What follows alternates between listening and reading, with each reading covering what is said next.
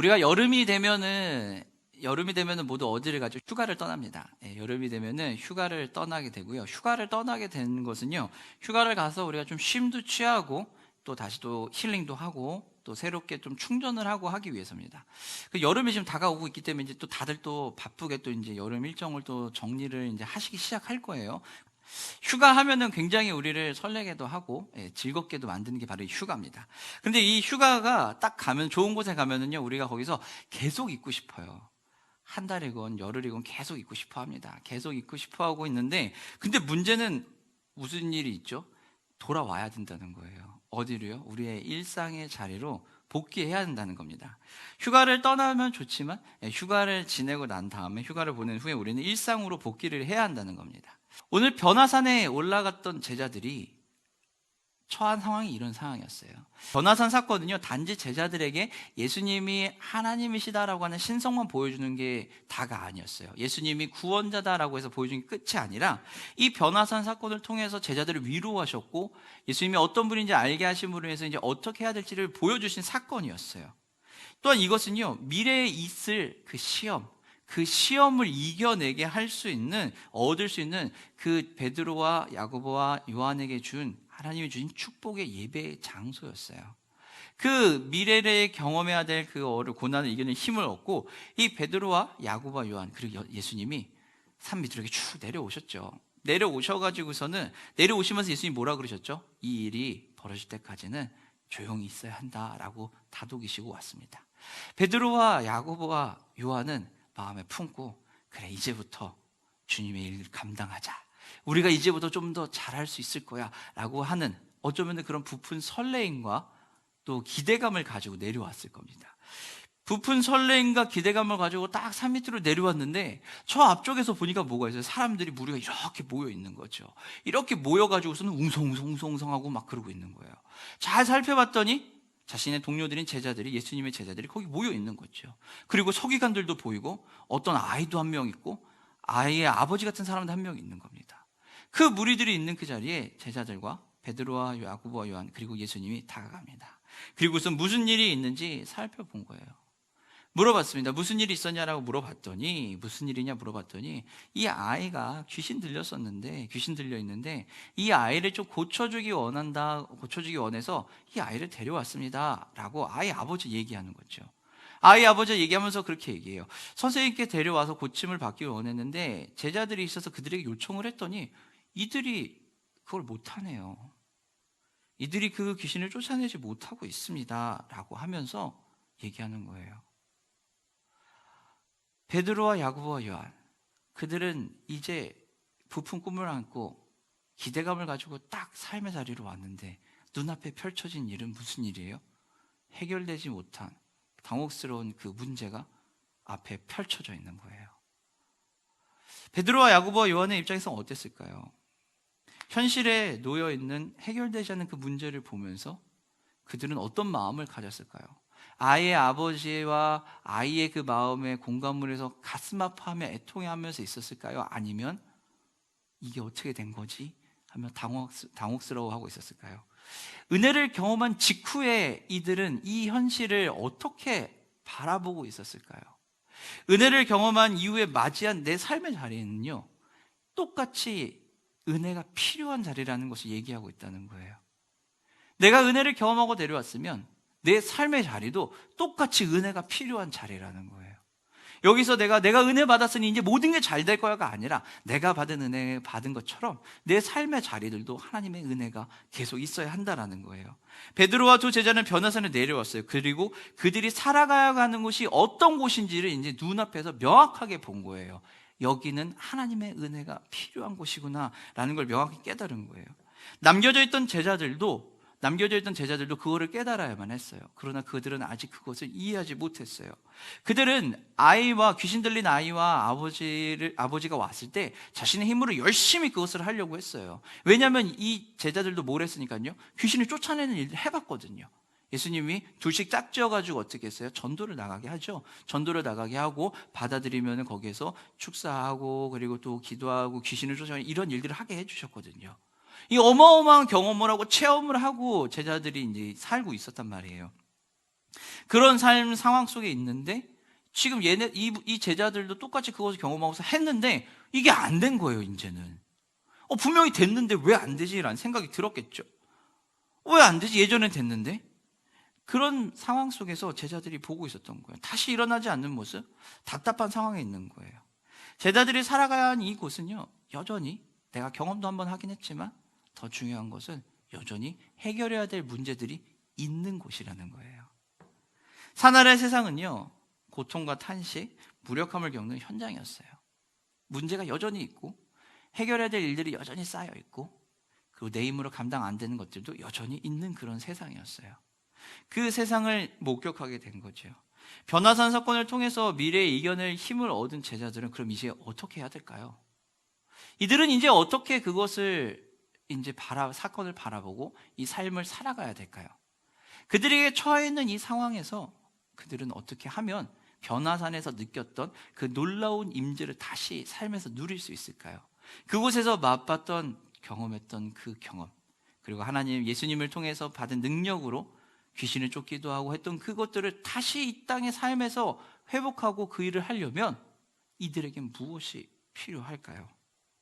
이들이 해야 되는 가장 먼저 해야 될 것은요, 그리고 우리의 삶에서 그것을 경험하기 위해서 가장 먼저 해야 될 것은 상황을 온전히 인식할 수 있어야 하는 겁니다.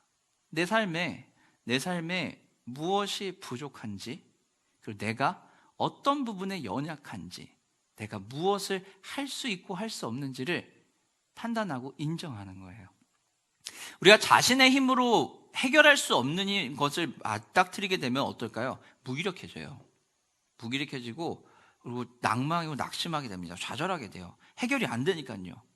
해결이 안 되기 때문에 낙심을 하게 돼요. 그래서 상실감을 느끼게 돼요. 속상한 감정이 아니에요.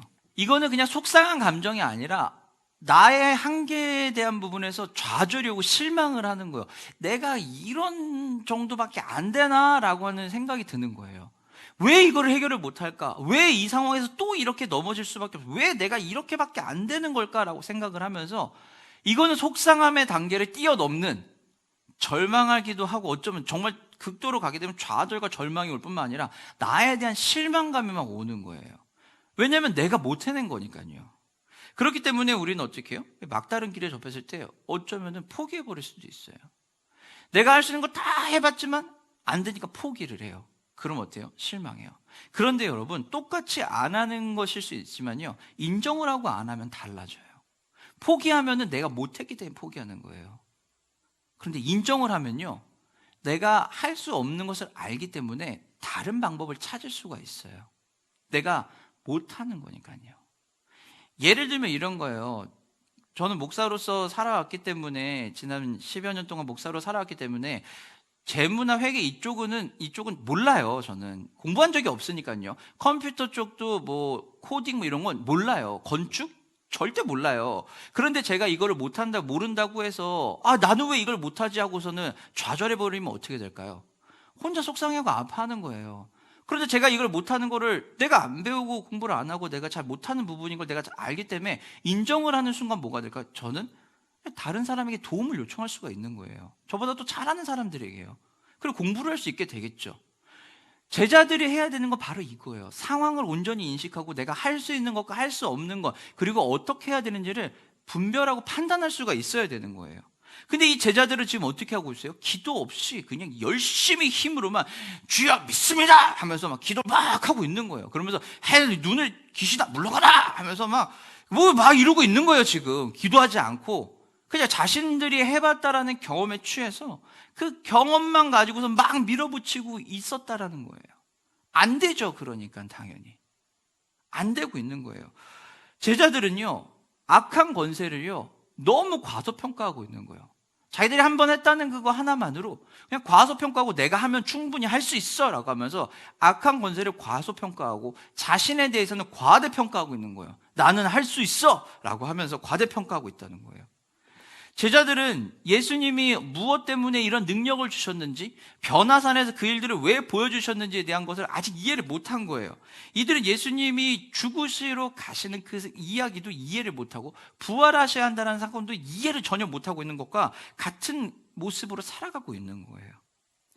그렇기 때문에 자기의 능력으로만 하는 거예요. 왜냐하면 해봤으니까요. 귀신을 쫓아내려고 하는 거예요.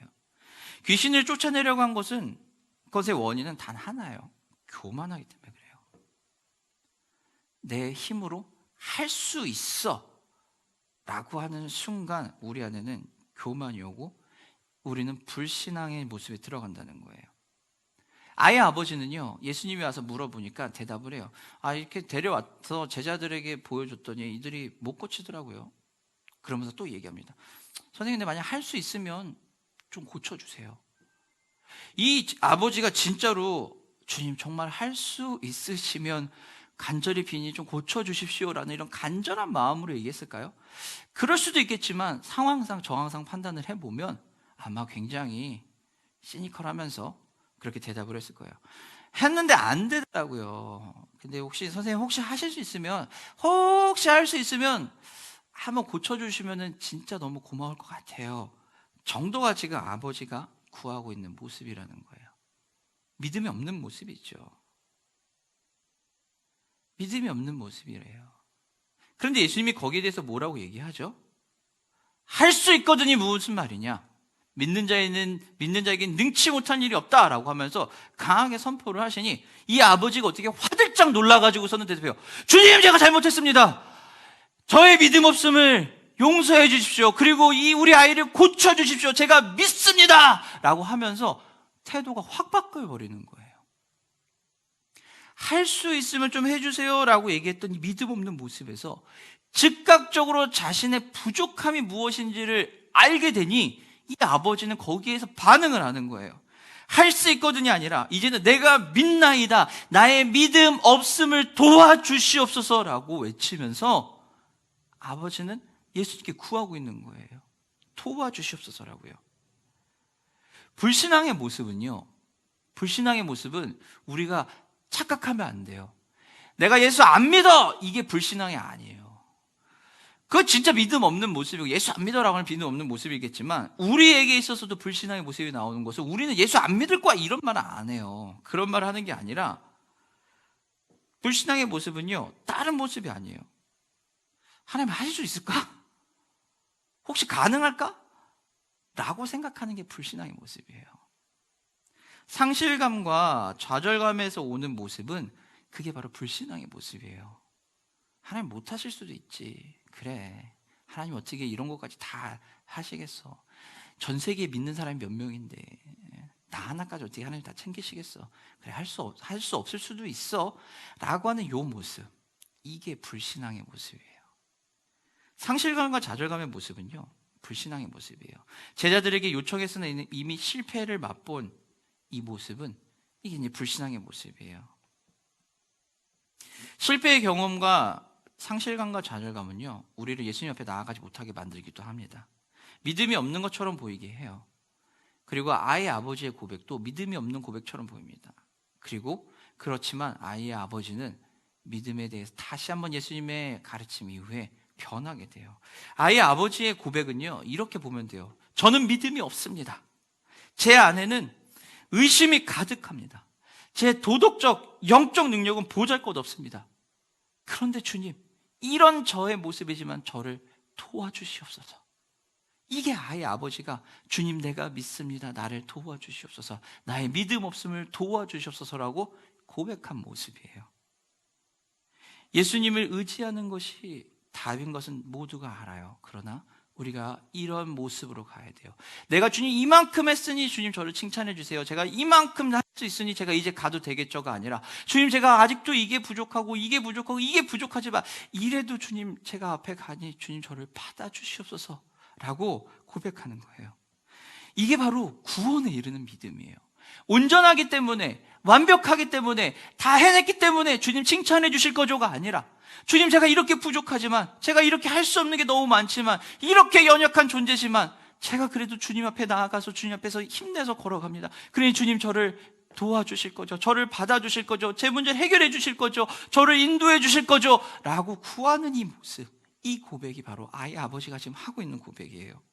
나의 삶에서 주님을 나아가지 못하게 만드는 그것들, 이것을 더 해내면은 주님이 해결해 주시겠지, 그런데 요까지만 하고 그 모습들, 그것들을 우리가 내려놓고 치워야 되는 거예요. 예수님 앞에서 귀신 들린 아이의 아버지와 같이 할 수 있거든으로 반응하는 것, 그것이 우리 안에 있다면 우린 그걸 제거해야 돼요. 우리가 기억해야 되는 것은요, 끊임없는 걱정과 끊임없는 염려는요, 교만이라는 거예요. 끊임없는 걱정과 끊임없는 염려는 교만이고 그것은 불신앙의 모습이라는 거예요. 예수를 믿는다, 하나님이 나의 삶의 주인이시다, 주께서 하실 것이다 라고 말하고 고백하고 믿음으로 선포하는데, 이게 해결이 될까 이 문제가? 이 문제에서 어떻게 해야 되지? 이거 해결 안 되면 큰일 나는데, 걱정과 염려가 오긴 해요. 안 오진 않아요. 그걸 아예 안 해야 된다가 아니에요. 그게 아니라 끊임없이 거기에 매달려가지고서는 해결이 안 되면 안 되는데, 주님 이거 뭐 해결해 주셔야 되는데 왜 이렇게 해결이 안 되지? 왜 그러지 하면서 계속해서 걱정과 염려와 근심만 하고 있다면 우린 지금 하나님 앞에서 교만하고 있다는 거예요. 불신앙의 모습으로 가고 있다는 거예요. 팀 켈러 목사님은 이렇게 얘기합니다. 내 삶은 이래야 하는데 하나님은 왜 이렇게 하시지 않을까? 자신이 하나님보다 더 잘 안다고 생각할 때 걱정이 끊이지 않는다. 그래서 진정한 겸손은 걱정이 아니라 영혼의 안식을 준다. 진정한 겸손은 자신을 비웃을 줄 아는 것이다. 진정한 겸손은 자기를 비판할 줄 아는 것이다. 십자가는 우리 마음속에 이런 종류의 겸손을 심어준다 라고 얘기하고 있어요. 진정한 겸손은, 교만하지 않다는 것은요, 나를 스스로 비판할 수도 있고 나의 부족함과 연약함을 깨닫는 거예요. 그게 진정한 겸손이고 교만하지 않는 불신앙의 모습이 아니라는 겁니다. 자신의 힘으로는 아무리 애를 써도 마음에 가득한 의심을 줄어들게 할 수가 없어요. 우리는요, 기본적으로 더 좋은 것들을 꿈꾸고 장밋빛을 그려요. 그리고 이 문제 해결돼서 할 수 있다라는 뭔가의 그 단초만 보여도 어떻게 돼요? 우리는 이것을 하면은 내 상황이 다 해결될 것처럼 보이는 그것에 계속 빨려들게 돼요. 장밋빛을 그림을 막 그려요. 막 그리면서 해결을 해요. 그게 근데 진짜 안 좋은, 내가 지금까지 실패했던 것이라고 해도 그 안에서 조금만 삐져나온 게 있으면은 계속해서 그거를 하는 거예요. 며칠 전에 너무 안타까운 소식을 하나 들었는데, 아는 분이 이제 재테크를 한다고 했다가 이 도박성이 짙은 투자를 한 거예요. 그래서 어마어마한 금액을 날린 거죠. 그것을 하고 나서 돈을 다시 찾고 싶으니까 방법을 찾아야 되는데, 자기 열심히 일을 해서 이제 못한 걸 찾아야 될 거 아니에요. 근데 옆에서 누가 그런 거야, 내가 도와줄게, 한 번 더 해봐. 이 한마디에 다시 또 그거를 해야 된다라는 마음이 막 든다는 거예요. 실패했던 부분이거든요. 근데 또 그 자리로 들어가겠다라는 거예요. 주변에서 아무리 그것은 아니야 라고 얘기해도 안 들려요. 안 들려요, 그게. 그래서 그거를 또 해보고 싶은 거예요. 마음속에서 치열하게 싸우는 거예요. 이거 하면 안 되는데. 근데 이거밖에 회복할 수 있는 방법이 없는데. 이러면서 치열하게 싸우는 거예요. 자신의 힘으로는 아무리 애를 써도 마음에 가득 찬 의심 못 줄여요. 요만큼만 희망이 드는 모습이 보이면 우리는 그걸로 들어가 버리고 싶어지거든요. 우리의 힘으로 안 된다는 거 우리는 너무 잘 알아요. 그러나 우리는 그것을 끝까지 갑니다. 그래서 예수님이 이러한 삶의 자리에, 이러한 현장에 오실 수밖에 없었던 거예요. 우리 힘으로는 그게 안 되니까요. 치료된 아들과 치료된 아들을 본 아버지는 이제 하나님이 주신 하늘의 그 축복을, 회복을 누릴 시간이라는 거예요. 예수님이 계시기 때문에요, 아버지는 믿음이 온전하다라고 완벽한 모습이 아니다 해도 고침을 받는 아이를 본 거예요. 우리의 삶도 똑같아요. 우리가 완벽한 모습이 아니라도, 도덕적으로도 완벽하지 않더라도 예수님이 그 자리에 들어오셔서 그 자리에서 해결해 주시기 때문에 우리 완벽해질 수 있는 거예요. 내 힘으로 완벽해지는 게 아니라 예수님이 그 자리에서 나를 도와주시기 때문에 완벽해질 수 있는 거예요. 믿음의 능력이 나오게 하는 것은요, 나의 믿음이 아니에요. 믿음의 능력이 나올 수 있는 것은 믿음을 가진 자를 긍휼히 여기사 은혜를 베푸시는 하나님의 능력에서부터 오는 거예요.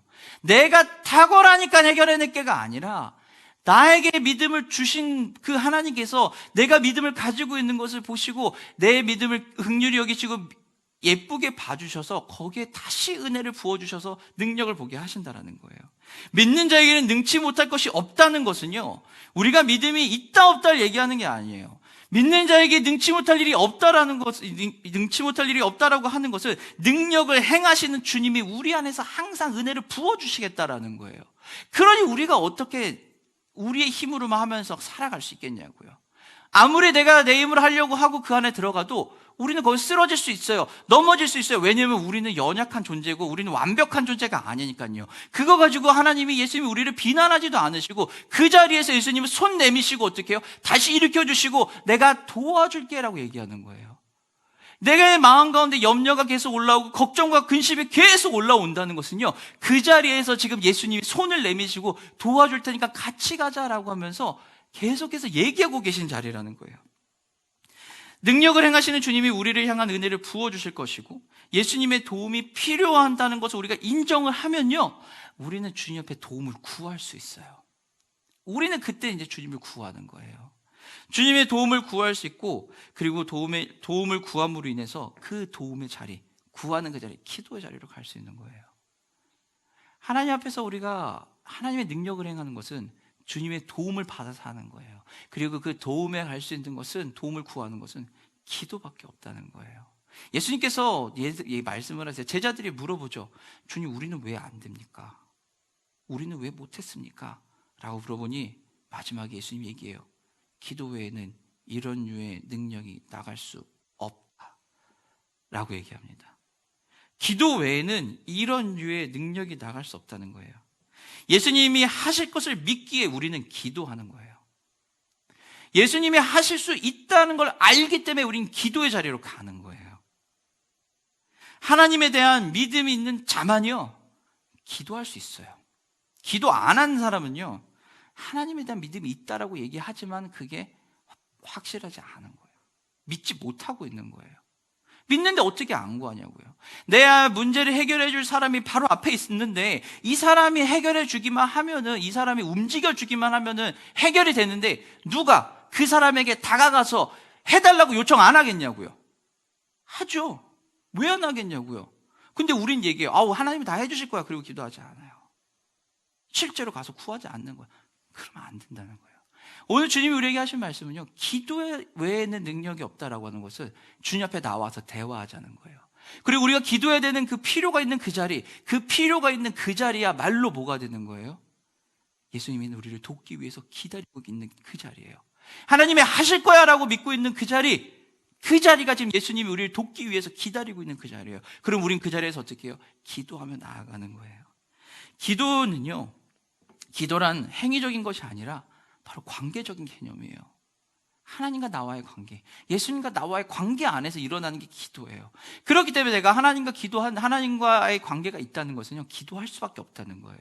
그렇기에 우리는 늘 기도의 제목들이 있고 늘 우리가 주님 앞에 기도하며 가는 거예요. 정시를 정해놓고서는 내가 뭐 시간을 정해서 꼭 이 자리에서 뭐 기도하고 교회 와서 기도하고, 아니, 그런 시간도 필요하고, 내가 매일매일 삶에 살아가면서 차를 타고 운전을 하면서 주님, 오늘도 제가 이런 상황이 있었는데 이 상황에서 이런 아픈 마음이 있었는데요, 주님 이 상황 좀 도와주실 수 없나요? 라고 한마디 외치는, 주님께 드리는 그 한마디가 또한 하나님과의 관계 안에 있기 때문에 그것이 기도가 되는 거예요. 주님, 우리 가정 안에 아직 믿지 않는 지체가 있는데 우리 가족, 이분을 우리가 도와야 되는데, 하나님 품으로 데려와야 되는데 저의 부족함을 아시죠? 그래, 주님 도와주세요. 주님 도와주세요. 한마디 외치는 거. 주님, 지금 나의 상황에 이 어려움에 처해 있는 거 아시죠? 그래, 주님 좀 도와주세요 라고 한마디 외치는 거. 이 한마디 행위가 하나님과의 관계 안에 있기 때문에 가능하다는 거예요. 기도란 그렇기 때문에 행위적인 게 아니에요. 관계적인 거예요. 그리고 이 기도를 할 때 우리는 우리 자신에게 공감할 수 있어요. 내가 이 문제에 아파하는구나, 내가 이 부분이 연약한 부분이었구나 라는 것을 나에게 공감할 수 있는 거예요. 내가 기도할 때 예수님이 이런 마음이시구나 라고 해서 예수님 마음에 우리가 요만큼 공감할 수 있어요. 우리가 기도하며 나아갈 때 주님이 내 마음을 이렇게 공감하시는구나 라는 것을 알 수 있게 된다는 거예요. 그럼 사랑하는 성도 여러분, 말씀을 마치도록 하겠습니다. 여러분, 우리의 삶에 진짜 필요한 것은 무엇일까요? 우리가 이 땅 가운데 삶을 살았는데 진짜 필요한 것은 무엇일까요? 우리의 능력일까요? 우리가 해본 경험일까요? 다 필요합니다. 그러나 정말 필요한 것은 예수님입니다. 우리의 삶에 정말 필요한 것은 성공의 경험이나 숙련된 기술, 내가 가진 능력치가 아니라 바로 우리 주님 예수님이라는 거예요. 우리의 의의를 요구하거나 의심을 제거하고 올 것을 예수님은 요구하지 않으세요. 예수님의 요구는요, 딱 하나, 부족한 모습 그대로 와. 부족한 모습 그대로 와라고 얘기하는 거예요. 그것을 고백해. 괜찮아. 비난하지 않아. 그것을 너무 잘 알아. 괜찮아. 내가 도와줄게. 라고 얘기하는 거예요.